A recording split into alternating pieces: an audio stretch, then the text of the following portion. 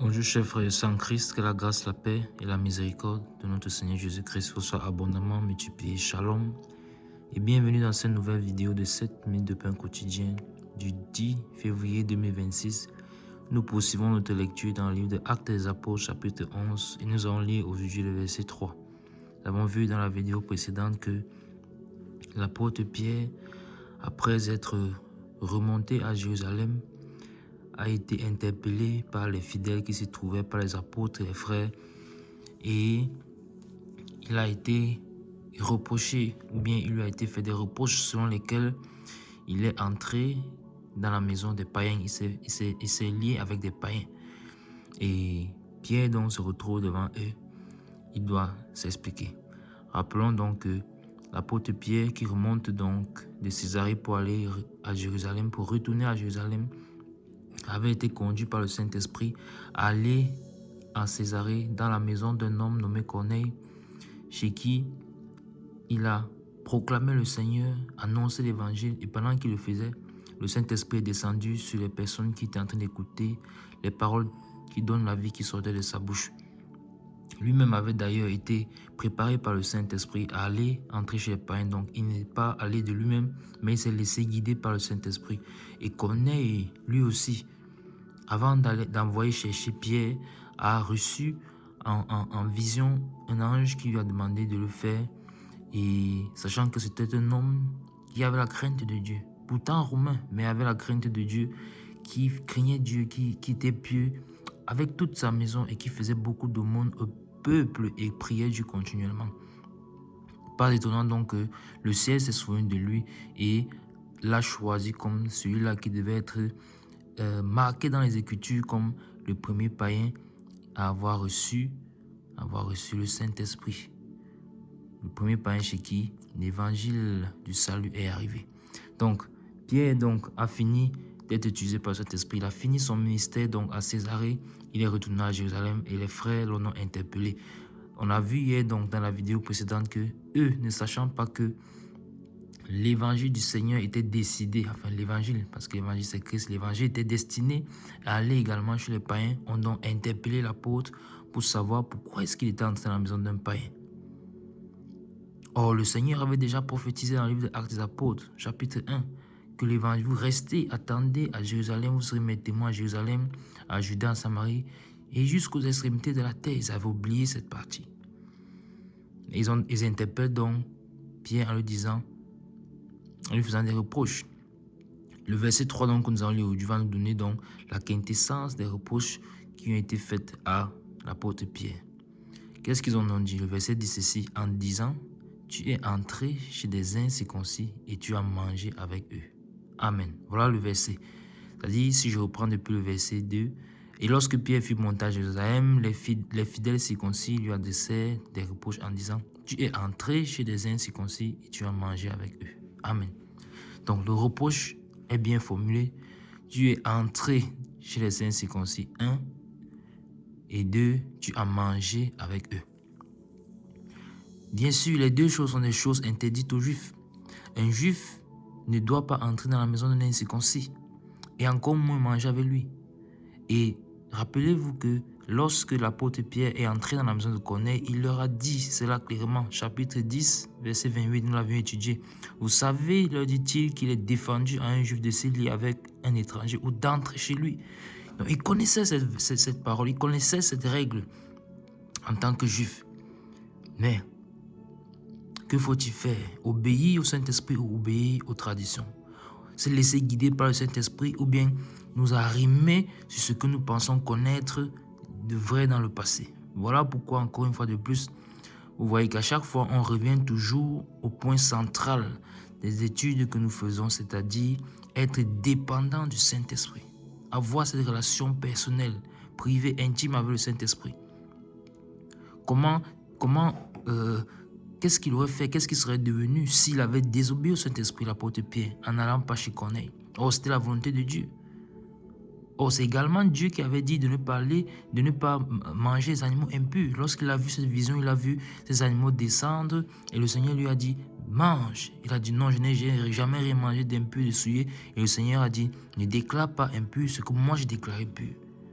Voilà pourquoi il nous faut suivre la mouvance de l'esprit, connaître la direction de l'esprit, connaître le message même de l'heure.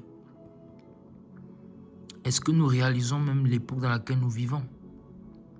La parole de Dieu dit dans le livre de Matthieu chapitre 24 que heureux ce serviteur fidèle et prudent que le maître en revenant trouvera en train d'agir selon lui, selon le Seigneur. Heureux ce serviteur en train de donner la nourriture convenable au temps convenable. Si donc Pierre n'avait pas obéi, il n'aurait pas donné la nourriture au temps convenable. Il n'aurait pas pu assimiler cette nourriture-là que le Seigneur voulait lui donner pour les païens. Parce qu'il serait resté bloqué dans la loi. Il serait resté bloqué dans le raisonnement humain. Voilà pourquoi nous devons dépendre absolument du Saint-Esprit. Les frères lui font le reproche en disant « Tu es entré chez un incirconcis. » Oui, c'était incirconcis. Alors, mieux vaut donc pour nous obéir à Dieu plutôt qu'aux hommes. Et souvenez-vous que c'est d'ailleurs une parole que l'apôtre Pierre avait déjà dit à ces personnes. Nous l'avions également étudié dans le livre des Actes des Apôtres, chapitre 3, chapitre 4. Quand il a été arrêté, il a dit « Mieux vaut obéir à Dieu plutôt qu'aux hommes. » Et même les apôtres avec. Donc, il nous faut toujours chercher la volonté de Dieu. Toujours. Ça veut dire que si à cet instant, quand l'apôtre Pierre a reçu la vision de cette nappe avec les quadrupèdes, et quand il a fini cette expérience avec le Seigneur, s'il avait raconté cette vision aux frères et sœurs, ils auraient certainement dit non, cette vision ne vient pas du Seigneur. Ils se seraient certainement opposés. Non, on ne va pas entrer chez les païens, chez un païen. Ne comprenant pas que l'Esprit de Dieu est en train de se mouvoir, l'Esprit de Dieu est en train d'aller dans une autre direction. Et souvenez-vous que Pierre a reçu le capitana de l'Église. Et c'est dans un temps de jeûne et de prière que le Seigneur lui a révélé cela. Et en étudiant ce passage, on avait compris que l'apôtre Pierre cherchait à connaître lui également quelle serait la direction du ministère, quelle serait la suite. C'est merveilleux ce que le Seigneur fait. Donc s'il avait raconté cela aux frères, les frères certains auraient pu dire non, cela ne revient pas de Dieu. Comment est-ce que tu peux voir en songe une voix, entendre en songe une voix qui te demande de désobéir à la loi? Cela n'est pas possible. Vous voyez? Or, il nous faut la dépendance à l'esprit. Gloire à Dieu qu'il a été dépendant à l'esprit et surtout obéissant à l'esprit. Et le deuxième reproche, c'est tu as mangé avec eux. Ils ne peuvent pas encore comprendre. Or, plus tard, c'est ce que l'apôtre Paul viendra plus tard expliquer. Avec les païens, j'ai été compagne. Mais ici, l'apôtre Pierre est conduit par le Saint-Esprit. Et le Saint-Esprit lui a donné les instructions claires. Descends, lève-toi, descends avec ces hommes, car c'est moi qui les ai envoyés. Quand on est venu le chercher pendant qu'il était sur le toit de la maison, quand il venait de sortir de l'extase qu'il a eue en train de prier chez Simon, le corroyeur dont la maison était près de la mer. Donc nous sommes encouragés à dépendre du Saint-Esprit et à ne pas nous plonger dans la loi ou à rechercher la justice dans la loi ou la justice dans les œuvres. Nous sommes sauvés par grâce au moyen de la foi. Les œuvres que nous faisons, ce n'est pas cela qui nous sauve. Nous sommes sauvés par la foi en Jésus-Christ. C'est donc dommage que, au milieu des chrétiens, nous nous retrouvons dans beaucoup de combats. Ne goûte pas, ne touche pas. Tel observe la lune, tel n'observe pas. Et nous nous combattons pour des choses qui ne sont pas salutaires, comme nous avons vu dans la vidéo précédente. Mais nous ne suivons pas la direction de l'esprit. Il nous faut donc grandir dans la connaissance et dans l'intimité avec le Saint-Esprit. Car lui, il veut toujours accomplir la volonté de Dieu. Mais si nous sommes bloqués dans les raisonnements, ce sera difficile. Et il nous faut donc faire attention à avoir cette sensibilité dans l'esprit. Et comme je disais dans la vidéo précédente, des choses que nous avons reçues par le passé, nous devons toujours apprendre à avoir ce cœur humble devant le Seigneur. Nous pouvons être enseignés ce que nous avons pu croire par le passé. Le Seigneur arrive à un certain niveau pour nous faire comprendre que ça, ce que tu avais cru là, je t'ai laissé ça pour un temps. Je t'ai laissé avec cette compréhension pour un temps. Maintenant que tu arrives à m'ajouter comprendre, voici comment en fait il fallait comprendre. Mais notre cœur doit être suffisamment humble pour accepter cela. Et l'apôtre Pierre a été humble.